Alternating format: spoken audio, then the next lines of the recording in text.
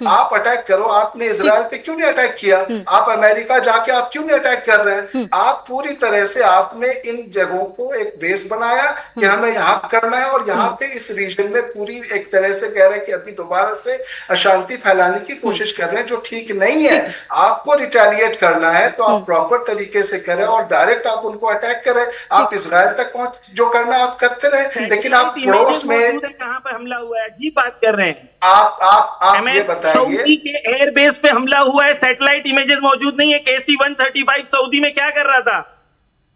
चाय पिलाने गया था KC-135। आप ये बता दो, आप मुझे ये बता दो कि आप अपने एम्बेसडर पे यकीन करते हो या नहीं करते? मैं आपको ये बता दूं कि अमेरिका, आप मार्क रूबियो पे विश्वास करते हो कि नहीं? मार्क रूबियो खुद कह रहे हैं कि हमने सऊदी के बेसिस को इस्तेमाल किया, कुवैत के बेसिस को इस्तेमाल किया। खुद डोनाल्ड ट्रंप कहता है थैंक यू करता हूं मैं GCC कंट्रीज को कि इन्होंने वॉर में हमें पूरा सपोर्ट किया है। ठीक है साहब, ठीक है दाऊद जी, ठीक है। मैं और बता दूं एक बात, ठीक है ना, वो चीज अगर आप लगातार अटैक पे अटैक करते रह जाओगे, ठीक है, तो क्या अगला अब यही सवाल उठता है कि गल्फ कंट्रीज क्या करेंगे? ईरान पे हमला हुआ, ईरान रिटेलिएट कर रहा है, आप अजीब बात करते हैं। आप ईरान पे अटैक, चलिए ठीक है जाफरी जी, ठीक है, ठीक है, आप रिटेलिएट कर रहे हैं, बिल्कुल अच्छी बात है कि आप अपने आप को डिफेंड कर रहे हैं, लेकिन सऊदी कंट्रीज पर एक मिनट, चलिए ठीक है दाऊदी जी। मेजर सिवाज, लेकिन सऊदी कंट्रीज पर जो बार बार फिर से अटैक शुरू हो गए, चाहे वो कुवैत हो, बहरीन हो, UAE हो, इन कंट्रीज, ये कंट्रीज की फिर से क्या एंट्री होगी, या फिर ये सिर्फ अपने आप को डिफेंसिव ही खेलेंगे? ये अभी भी क्या अमेरिका का साथ देते हुए सीधे सीधे युद्ध में उतरेंगे, सीधे सीधे जवाब देंगे, या फिर अभी भी वो सिर्फ डिफेंसिव खेलेंगे?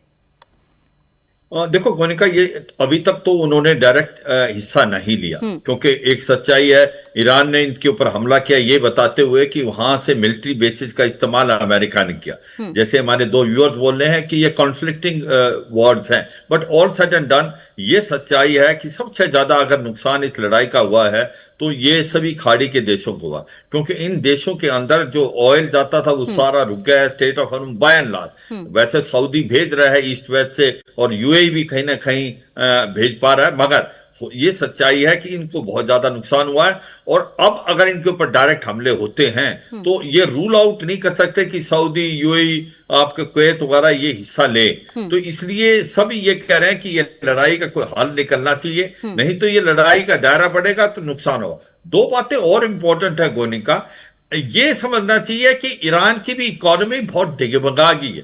अगर ये प्रदर्शन हो रहे हैं, दोबारा स्टूडेंट प्रदर्शन स्टार्ट कर गए हैं, ये दिखलाता है कि ईरान को भी समझना चाहिए। ईरान ने समझा स्टेट ऑफ हॉर्मुज बंद करके कि काफी नुकसान हुआ है गल्फ कंट्रीज को, मगर जिस प्रकार से नेवल ब्लॉकेड अमेरिका ने किया है तो फिर ईरान को भी नुकसान है, क्योंकि उनका 90% ऑयल खर्क आइलैंड से जो था वो जा नहीं पा रहा है, उनकी जो स्टोरेज कैपेबिलिटी थी वो फुल हो चुकी है। तो उसके जो अभी तेल निकालने के ड्रिलिंग स्टेशन थे उनको बंद करना पड़ेगा। बात ऐसी है कि इसमें कोई जीता नहीं, दोनों तरफ से हार होगी अगर लड़ाई स्टार्ट होती है। मुझे अभी भी लगता है अमेरिका इस लड़ाई से निकलना चाहता है, उसको लगता है ये दलदल है मगर उसको फेस से भी चाहिए। ईरान भी लड़ना नहीं चाहता, ईरान की इकोनॉमी अच्छी नहीं है, ईरान की जो प्रॉब्लम बहुत ज्यादा है, मिस गवर्नेंस है, वहां इन्फ्लेशन है, अनएम्प्लॉयमेंट है, मगर इजराइल नहीं चाहता ये लड़ाई रुके, क्योंकि इजराइल लबनान के अंदर हिजबुल्लाह करना चाहता है और इजराइल चाहता है कि ईरान और कमजोर। तो अब आकर आप जब तक डोनाल्ड ट्रंप प्रेशर नहीं डालेंगे नेतन्याहू पे, अगर वो अटैक करना बंद नहीं करेंगे